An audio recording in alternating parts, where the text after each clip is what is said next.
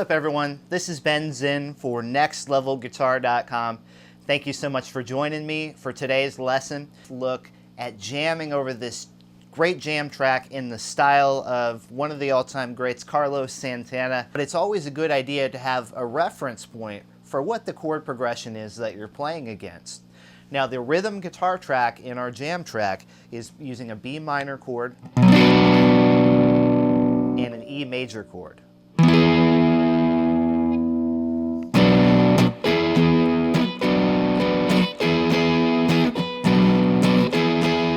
It's good to have a home base or a place where we feel safe when we're jamming. And for a lot of us as guitar players, that place is the minor pentatonic scale and the blues scale. The lowest position that I'll think about using for my minor pentatonic scale is down here at the 2nd fret. Call this the 2nd position.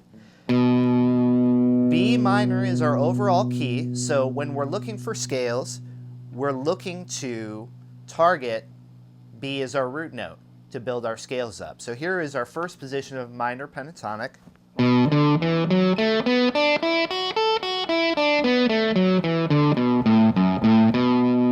The minor pentatonic's first cousin is the blues scale, so we're just going to add one note to that, and we'll take a look at that as an option for playing in this position as well.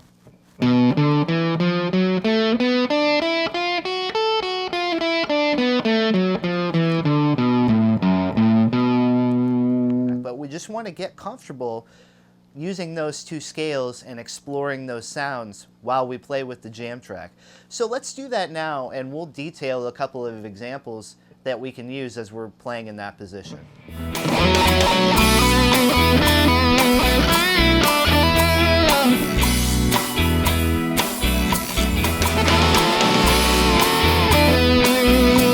Next position is going to find me starting with my pinky finger, 7th fret, 6th string. Here's my minor pentatonic.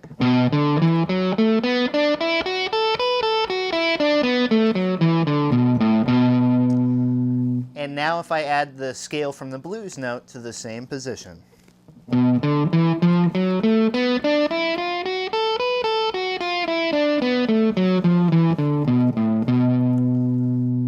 So now let's take you through some examples using those two positions.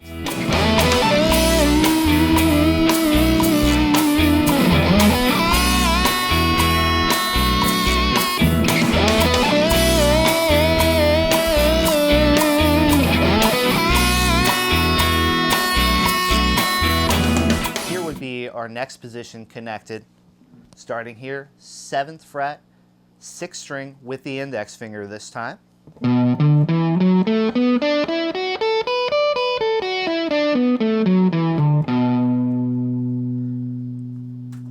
And the corresponding blues scale.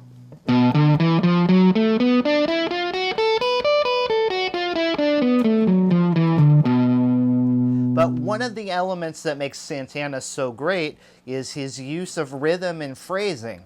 Now, when we're playing in this Latin rock fusion sort of jam vibe, we can really draw upon a lot of the rhythmic elements as well to help us craft our lines.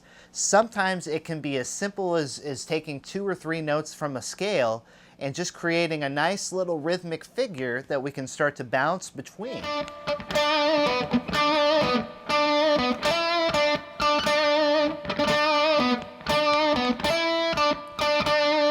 Now there, my note choice is not very complex, but you can see I'm thinking and reacting to the way the rhythm track feels here. So I'm just grabbing 3 notes, in this case just from my minor pentatonic scale, and I'm trying to think rhythmically,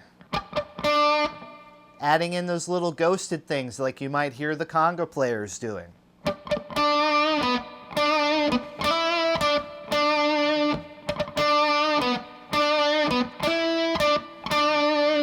Now you can, once you have a rhythmic idea like that happening, try exploring it throughout the scale, maybe changing the notes, but keeping the rhythmic idea the same. So we were working with something like this. Apply that same rhythm, but different notes.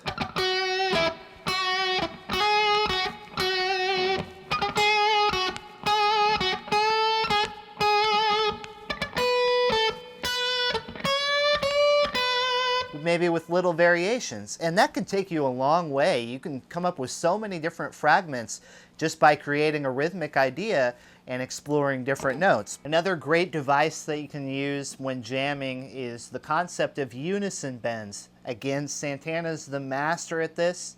He really uses this to full effect in a lot of his guitar leads.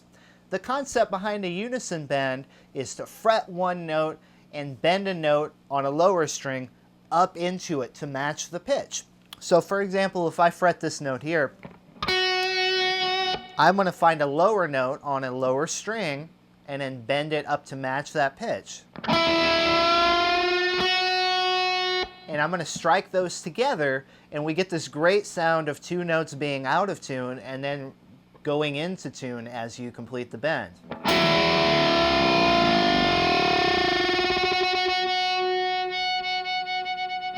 And you can find these all over the place. You can find them here.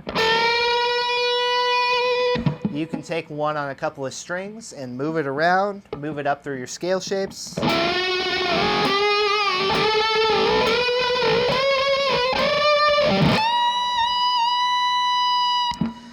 And it's a really handy device. It just really adds a lot of power to a bend. So anywhere you can find a note, try bending a lower note up into it and see what you come up with. So that's going to bring us to a close for this lesson. Thank you so much for joining me. And I'm just going to encourage all of you to take these concepts that we're bringing to you in the lesson and make them your own. That's what these jam tracks are so great for, is exploring and finding our own voice. And we do that through these lessons, through listening to amazing players like Carlos Santana and others, and just taking what we can from the information.